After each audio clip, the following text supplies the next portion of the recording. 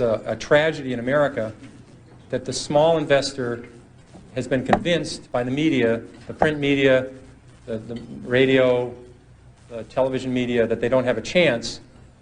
The big institutions with all their computers and all their degrees and all their money have all the edges, and it just isn't true at all.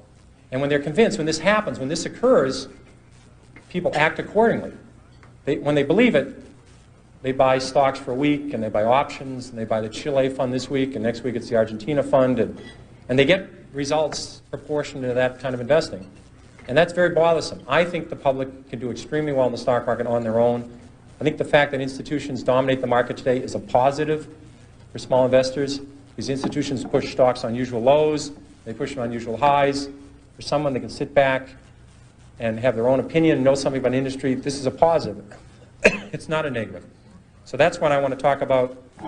And the single most important thing to me in the stock market for anyone is to know what you own. I'm amazed how many people own stocks. They would not be able to tell you why they own it. They couldn't say in a minute or less why they own it. Actually, if you really press them down, they'd say, the reason I own this is the sucker's going up. I mean, that's the only reason.